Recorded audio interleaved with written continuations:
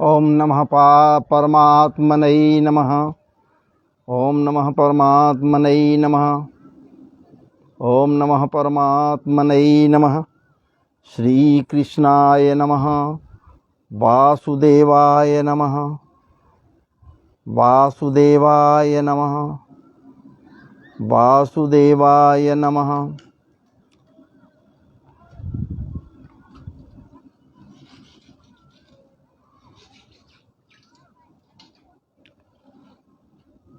मेरे प्रिय श्रोताओं, भक्तगणों, संतजनों, विद्वत समाज, श्रद्धेय वृद्ध जनों,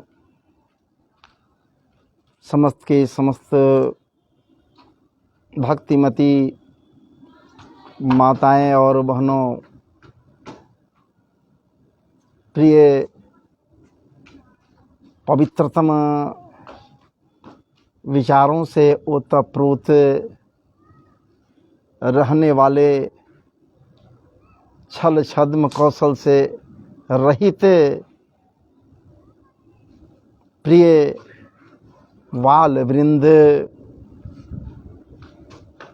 जो सबके मन को मुग्धातिरेक में या फिर मुग्धातिरेक से ओतप्रोत करने वाले होते हैं, ऐसे मेरे अत्यंत ही प्रिय बाल वृंद, जिन्हें निश्चित रूप से आध्यात्मिक परिवेश में प्रवेश करने के लिए इच्छुक होना चाहिए,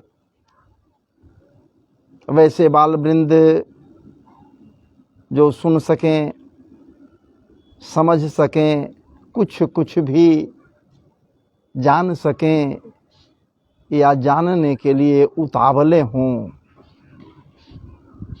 मैं इसलिए कहा, सहज ही मेरा ध्यान आकृष्ट हो गया अपने यहाँ के नन्हे मुन्ने दो प्रिय पौत्रों की ओर, जिनका नाम है प्रियांशु आदर्श जी और दूसरे हैं दिव्य आदर्श जी, और ये दोनों के दोनों प्रभु कृपा पाने के लिए उतावले रहते हैं। नित्य नैमित्तिक कर्म से पीछे नहीं हटते। ब्राह्मण कुल में जन्म लिए तो ब्रह्मत्व को धभी से ही धारण करने के लिए उद्यत रहते, व्याकुल रहते। संध्या उपासना, गायत्री मंत्रादि को महाराज जी बरबस अपने अधरों पर मुस्कान के साथ रखने के लिए उतावले रहते और श्री चरणों में समर्पित होने के लिए आकुल रहते। इसलिए बाल वृंद की ओर मैं ध्यान आकृष्ट कर रहा हूँ आप सबों का। सब के सब श्रोत्री जन भी यदि अपने घर के छोटे नन्हे मुन्ने बाल बच्चों को भी ठाकुर कृपा की ओर या फिर भागवत चर्चाओं की ओर थोड़ा समय के लिए भी लगाने के लिए यदि संकल्पित हो जाएं, दृढ़ संकल्प को बना लें, तो संस्कार सुलभ, संस्कार संपन्न वो बच्चे होंगे। बच्चे जब संस्कार सुलभ, संस्कार संपन्न होंगे, आपका परिवार संस्कार संपन्न होगा, आपका समाज संस्कार संपन्न होगा, सांस्कारिक परिवेश संस्कार संपन्न होगा। जब संस्कार संपन्न समाज होगा तो आसपास के लोग भी संस्कारी होंगे, और जब आसपास के लोग यदि संस्कारी हो जाते हैं भैया, तो निश्चित है कि कुछ ऊपर बढ़िए, कुछ ऊपर बढ़िए तो आपका जिला संस्कारी होगा, प्रखंड संस्कारी होगा, जिला संस्कारी होगा, राज्य संस्कारी होगा, और उससे ऊपर बढ़िए तो महाराज जी देश संस्कारी होगा। और देश यदि संस्कारी हो गया आपका, तो विश्व गुरु बनने से कोई रोक नहीं सकता इस भारतीय परिवेश को। संस्कार ही सब कुछ है, और जब संस्कार ही नहीं रहेगा तो कौन कहाँ कोई विश्व गुरु बन सकता है। फिर विश्व में यहाँ का संस्कार, भारतीयता, क्या बात है, प्रखर हो उठेगा। मैं आपके समक्ष आया, कुछ बातें आई मन में लेकर रखा। हो सकता है आपको कटु लगे, बहुत से ऐसे भी हैं जिनको कटु लगता है हमारी बातें। मैं कोशिश करता हूं कुछ ऐसा वैसा न रखूं आपके बीच में जिसे किसी को खराब लगे, अच्छा नहीं लगे, कटु लगे। लेकिन जिनकी भावनाएं हैं कटुता से ओतप्रोत है, उनके समक्ष यदि मृदु से मृदु, मधु से भी उत्तम, क्या बात है, मधुर पदार्थ को रख दिया जाए तो उनको महाराज जी वो घूटी लगेगा, अच्छा नहीं लगेगा। क्योंकि यहां तो स्प्रिया भरा हुआ है, डाह भरा हुआ है,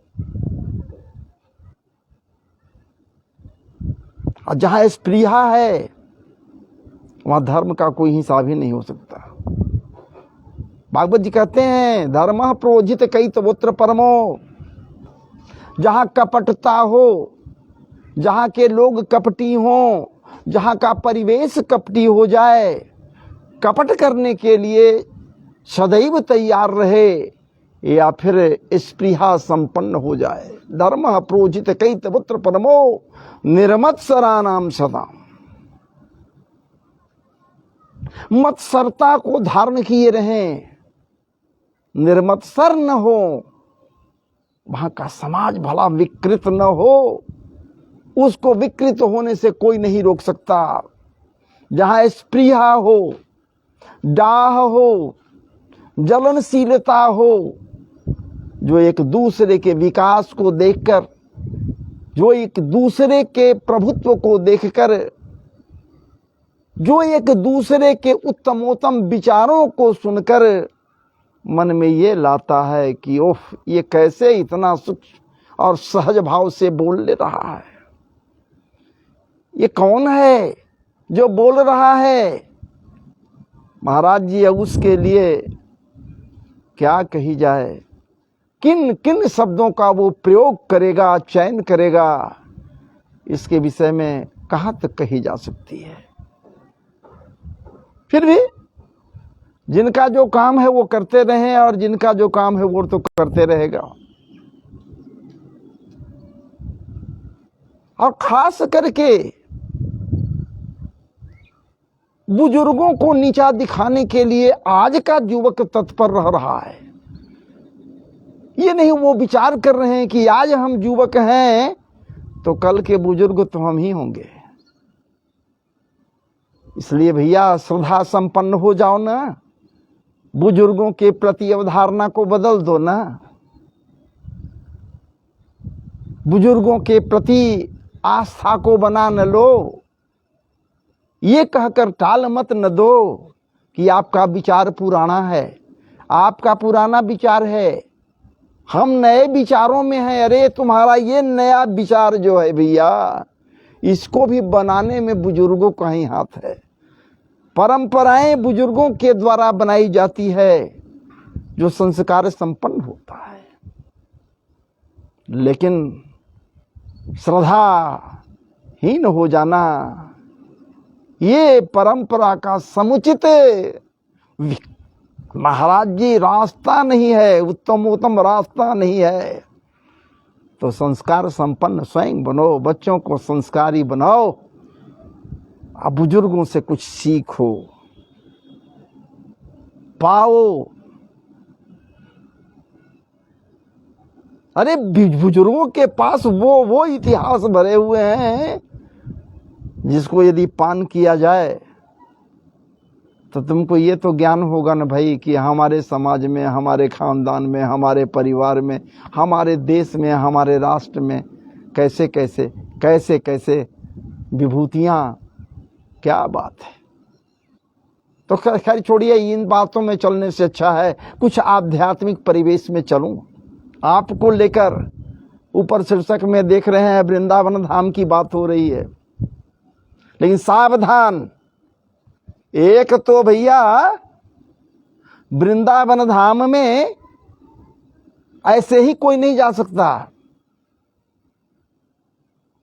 ना, सोचते रह जाता है लोग जाऊंगा जाऊंगा, गीत गाते रहता है वृंदावन जाऊंगा, क्या क्या अनेक गीत गाते रहता है, लेकिन जाता नहीं है।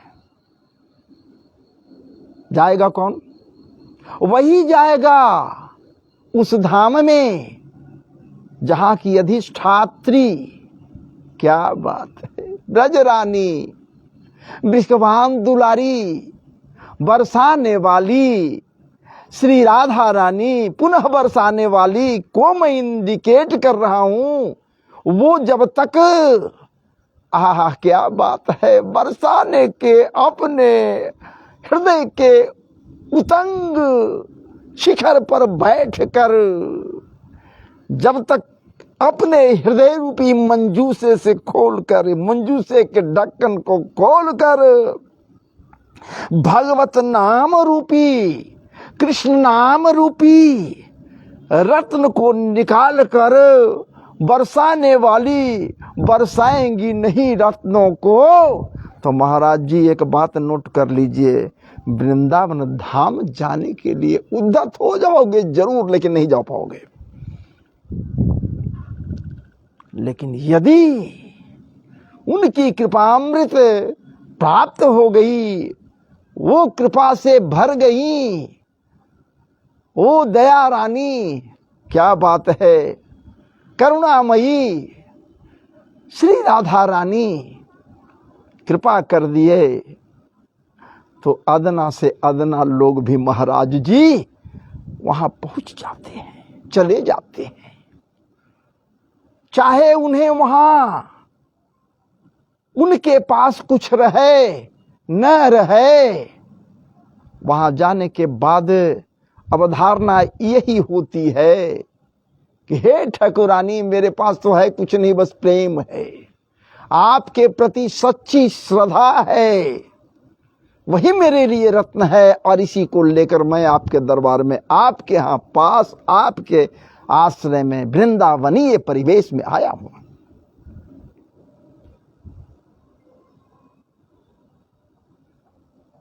हमें जिलाओ, मुआओ, हमें यहां से भगाओ।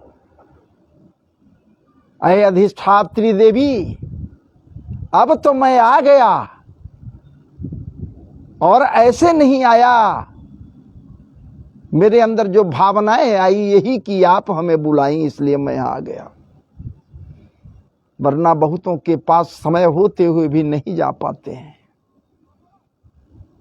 नहीं जा पाते हैं, अनेकानेक प्रयास करते हैं कि वृंदावन धाम जाऊं, लेकिन नहीं जा पाते हैं।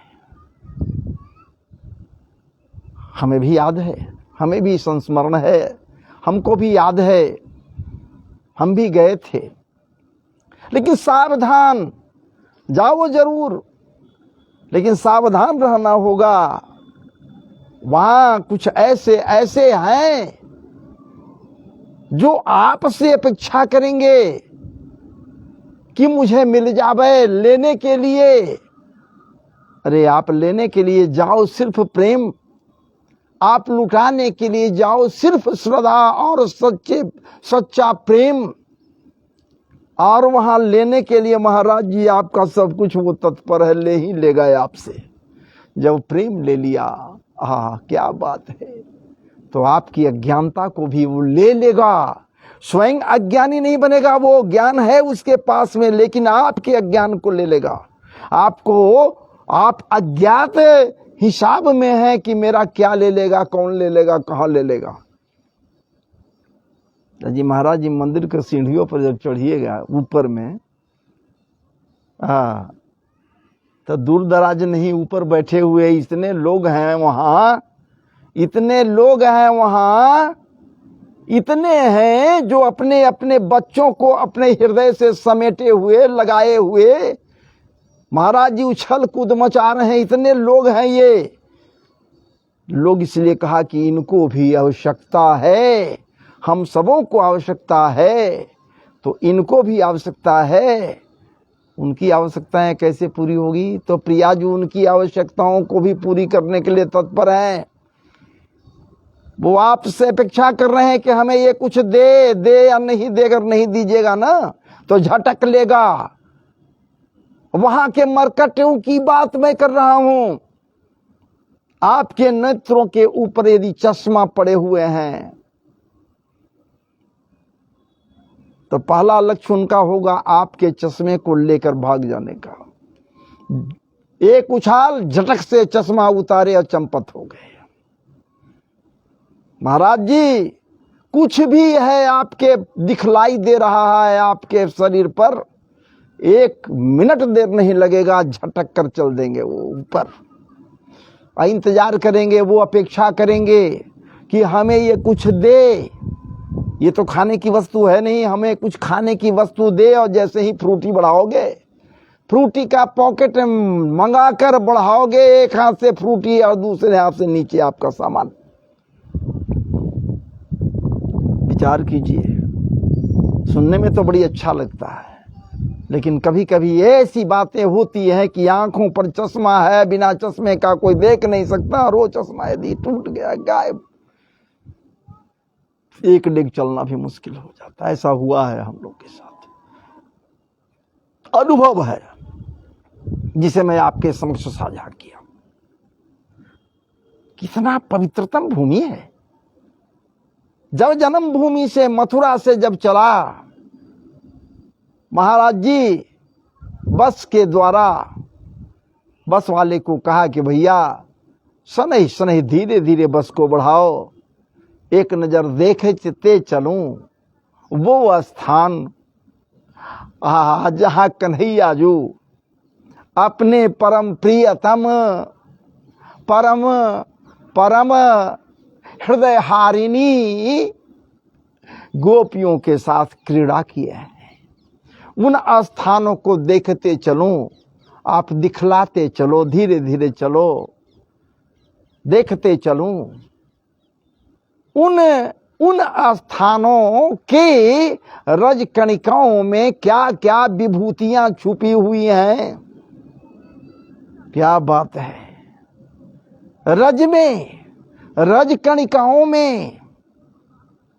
तब तो कहा गया चरण रज राधा प्यारी की, चरण रज राधा प्यारी की, एक बार श्रद्धा से लगाकर देख मस्तक पर, एक बार श्रद्धा से लगाकर देख मस्तक पर।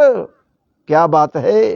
एक बार श्रद्धा से लगाकर देख मस्तक पर, फूटी किस्मत बना देगी चरण रज राधा प्यारी की।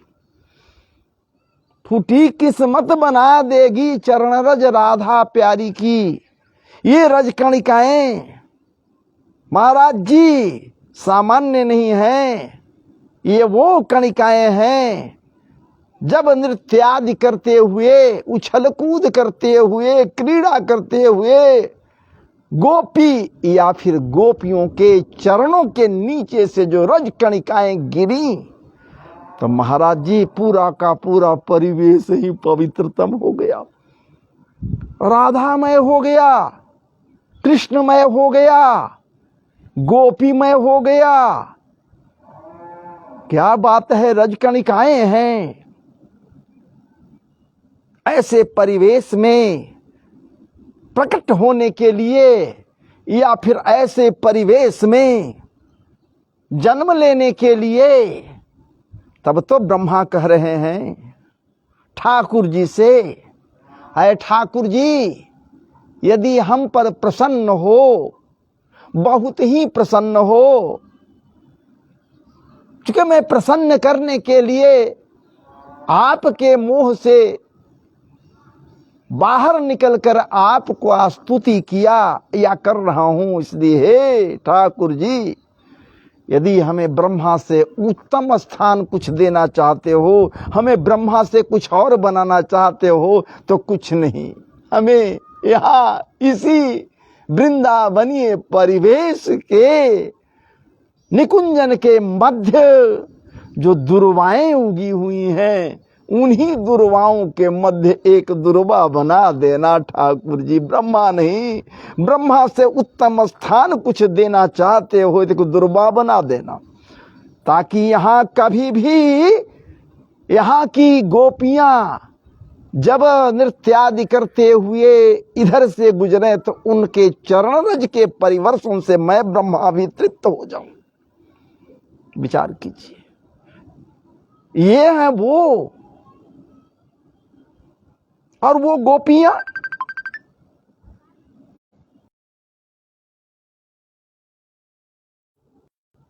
ठाकुर जी के प्रेम में सदैव पगी रहती हैं।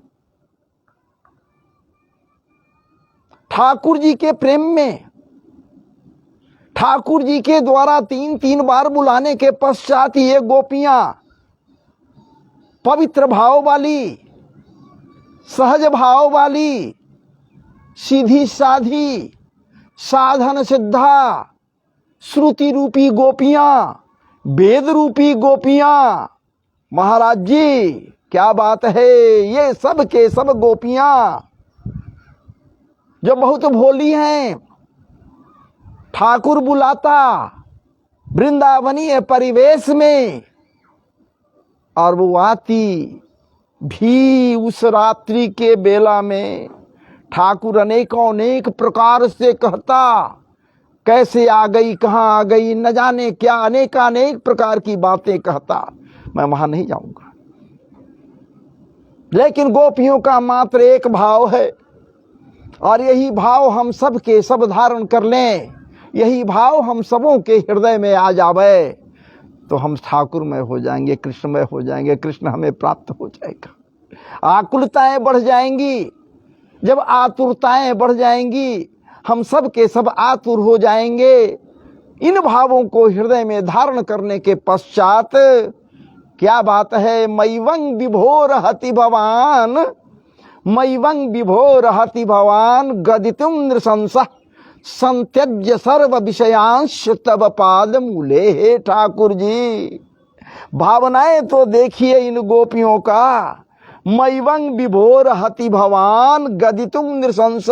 हे ठाकुर जी, आपके प्रेम में इतने पगे हैं हम सब के सब गोपियां कि बस सब कुछ तो त्याग दिए, पुत्र पौत्र भ्रातृ बंधु, यहां तक कि धन वैभव सुख सुविधा सब कुछ छोड़ दिए, जो कुछ मान मर्यादा था उन्हें भी हे ठाकुर जी आपके श्री चरणों में समर्पित कर दिया। हम सब के सब गोपियां संत्यज्य सर्व विषयांश, जितने भौतिक विषय हैं, जो कुछ कामनाएं हैं, जो हृदय में कुछ न कुछ ज्वार उठ रहे हैं, इन सारे के सारे कामनाओं को आपके श्री चरणों में समर्पित कर दिया ठाकुर जी। अब तो एक ही लालसा है, आपका दर्शन हो, मदन मोहन श्याम सुंदर का दर्शन हो, मदन मोहन श्याम सुंदर के प्रफुल्लित गात को देख सकूं, जो अभी अभी हम लोगों के पास से न जाने कहां चल गया। प्रसमाए प्रसादाए तत्रैवांतर्धीयते, देखते देखते अंतर्भूत हो गया, एक नजर देख लूं। लेकिन देख कैसे सकती, कैसे देख सकती है? सबके सब मन में भाव उठा रहे हैं कि कैसे कैसे, अविरल क्या बात है, निमेष उन्मेष विवर्जित भावों से, नेत्रों से कैसे देख सकती ये पलकें श्याम सुंदर को देखने में, श्याम सुंदर के चंद्रमुख को दर्शन करने में, उनके मुख, क्या बात है, चंद्र को दर्शन करने में ये व्यवधान डाल देंगे निश्चित रूप से। जब ये व्यवधान डालेंगे तो ठाकुर जी को निर्निमेष उन्मेष विवर्जित नैनों से कैसे देख सकती। इसलिए हे विधाता, ये पलकें तैने क्यों दे दी, ये पलकें क्यों दे दी, ये पलकें नहीं देता तू तो जड़ है। ए ब्रह्मा जड़ऊ दीक्षताम, हे ब्रह्मा तुम तो जड़ हो। और सही बात है कि ब्रह्मा तो जड़ है, वो दयाहीन है, उसके पास कोई दया नहीं है, वो विधाता स्वयं मोहित तो हो जाता है, तो जड़ नहीं तो और क्या है। जड़ऊ दीक्षताम पक्षम दीक्षताम, दिखलाई नहीं पड़ता, अपलक चाह करके भी नहीं देख पाती। जैसे पुष्प वाटिका प्रकरण में आई न, त्रेता में लेकर चलूं आपको। आहा क्या बात है। लता भवन ते प्रकट भये ते ही अवसर दो भाई। लता भवन के बाहर ये ठाकुर जी दोनों भाई बाहर जब प्रकट हुए लताओं के झुरमुट से, तो सामने से देख रही वो विदेह नंदिनी वैदेही एक नजर देखना चाहती है। चंद्रमुख को, मुखचंद्र को देखने के लिए आकुल हो जाती है। समरिया सरकार के मुखचंद्र को देखने के लिए आकुल होती है, लेकिन कैसे देखे। पलकन, क्या बात है, ये पलकन की बात क्या कही जाए। ये पलकें बार बार ऊपर नीचे हो रही हैं, ये उनसे विवर्जित नहीं अपने को कर रही हैं। ये पलकें, ये दृष्टि जो है उसको अवरुद्ध कर रहे हैं। तो ये देखें कैसे देखें। निमेष उन्मेष विवर्जित नेत्रों से ये देख नहीं पा रही हैं। तो महाराज जी जड़ऊ दीक्षताम पक्ष्म कीदृशाम, कैसे देखा जाए, कैसे देखा जाए। तब क्या हुआ, ये पलकों के ऊपर जो निमि जी महाराज रह रहे हैं। निमि जी महाराज है कौन? निमि, ये वैदेही भी निमि कुल नायिका हैं, निमि कुल बालिका हैं, निमि कुल के गौरव हैं। और निमि कुल के ही ये हैं जो अपने होने वाले प्रियतम के मुखचंद्र को निहारने के लिए प्रतिबद्ध है, विचार रही है, देखना चाह रही है। निमि कुल के ये गौरव, ये क्या बात है, किशोरी जू मुखचंद्र को देखना चाह रही हैं, लेकिन देखें कैसे। ये पलकें, हाय विधाता, हे विधाता, ये पलकें तैने क्यों बनाई। ये पलकें नहीं बनाते तो निमेष उन्मेष नेत्रों से अपने ठाकुर के, अपने प्रियतम के मुखचंद्र को देख पाती। लेकिन अब देखूं कैसे। सबसे बुद्धिमान तो वो है, वही सच्चे ठाकुर भक्त है, वही प्रियतम का सच्चे भक्त है। हे विधाता, कहीं ऐसा न हो जाए कि मैं स्वयं इन पलकों को काट कर फेंक दूं। मुख को दर्शन करने के लिए, मुखचंद्र को देखने के लिए, ये सब विचार जैसे ही इन विचारों को जब ये किशोरी जू अपने हृदय में लाती हैं, तो पलकन पर बैठे हुए, पलकन पर हमेशा के लिए स्थान बनाए हुए निमि जी महाराज अदृश्य रूप में जहां उनका निवास है, समस्त के समस्त लोगों के पलकों के ऊपर में निवास है, वो विचार करने लगे कि यहाँ बुजुर्गों का क्या काम भाई। हमारे कुल की ये कन्या, ये हमारे कुल का ये गौरव, ये किशोरी, ये अपने होने वाले मुखचंद्र को देखना चाहती है। था हमारा यहाँ जरूरी, बस वो विधाता की ऐसी कृपा हुई कि निमि जी महाराज वहां से सरक गए। पलकन छोड़ दिए, पलक से हट गए, तब वो वैदेही एक टक अपने प्रियतम के मुख निहारने लगी। इन गोपियों के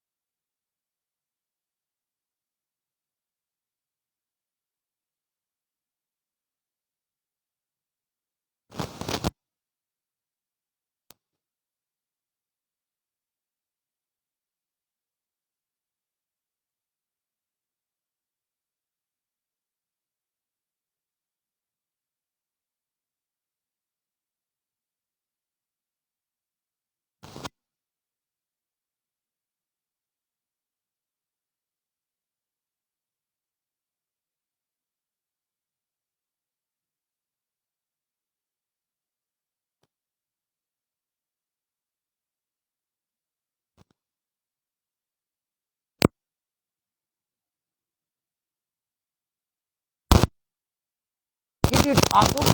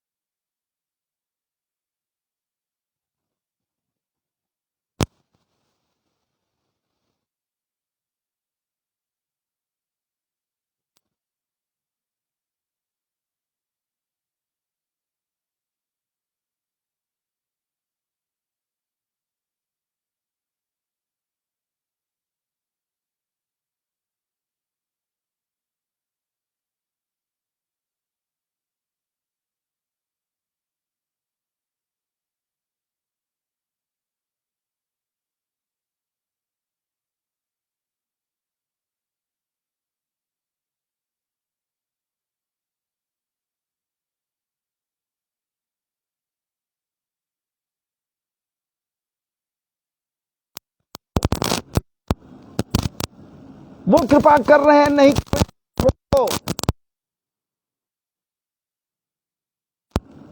वो करेंगे ही।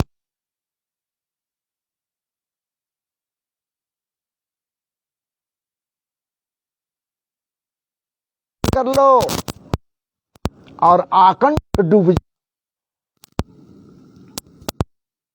जाओ। कोई काम करें, खटका हो, ऐसा प्रतीत हो कि कहीं इधर ठाकुर तो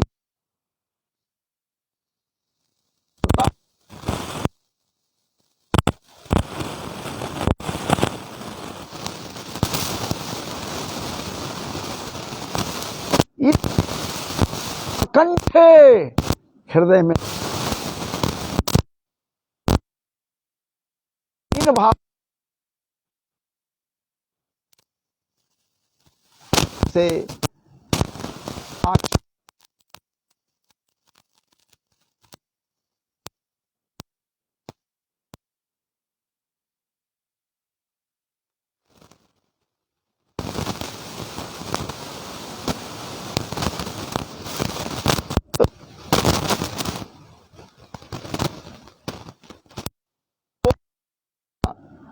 वो ठाकुर जी के बीच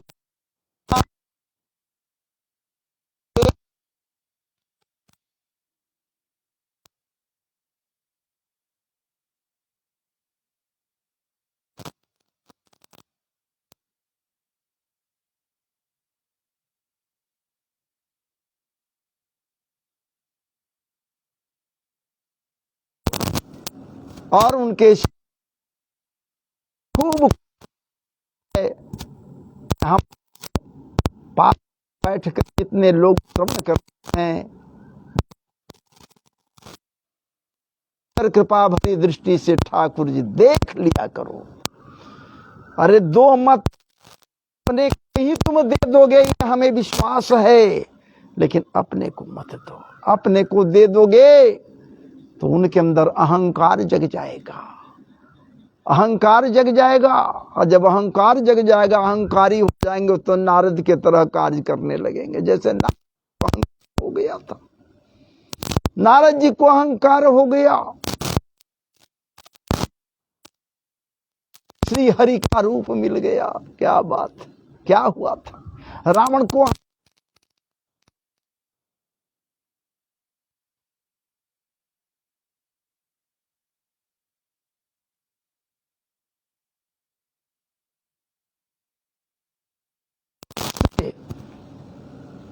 अहंकार से मुक्त हो जाओगे, ठाकुर कृपा प्राप्त होगी। ऐसे ऐसे अहंकारी हैं जो धन के लोभ में धन को खूब प्रश्रय दे रहे हैं। उन भावों से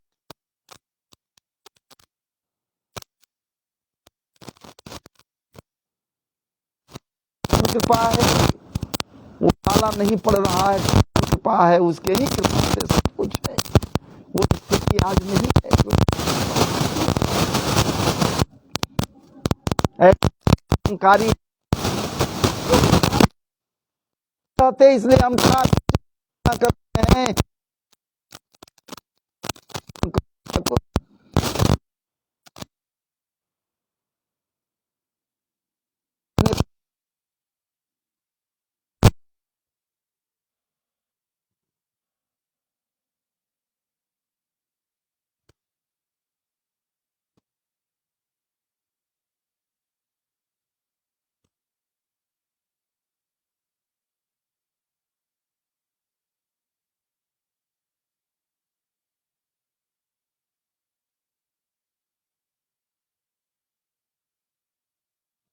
वो देख रहा है, और जो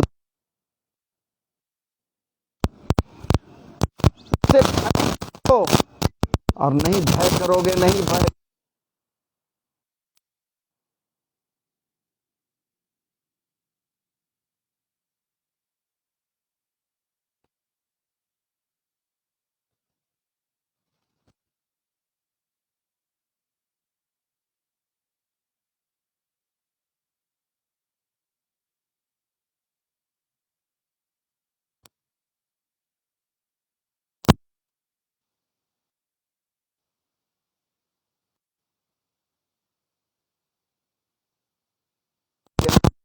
को जब लिया जाता है,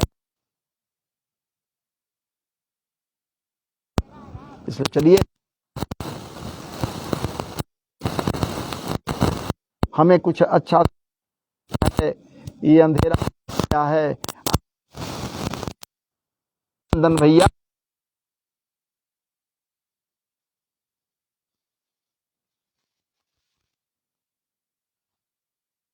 हल्का हल्का, तो कोशिश करेंगे कि कल भी फिर आपके हृदय के उद्गारों को रखूं, आपके समक्ष भगवत चर्चा को रखूं। भगवत चर्चा जारी रहेगा, जैसे उनका हिसाब है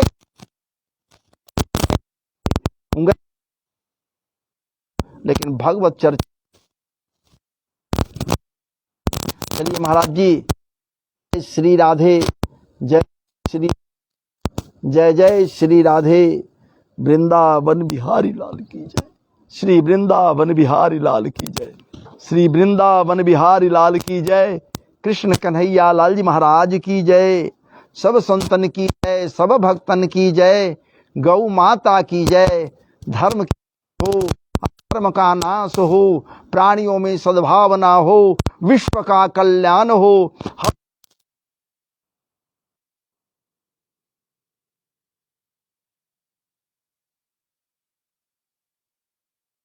हमें विदा करें। है कुछ क्षण जब हम बैठेंगे तो ठाकुर चर्चा को लेकर चलेंगे। उम्मीद करते हैं इसके बाद वाला जो हिस्सा है रास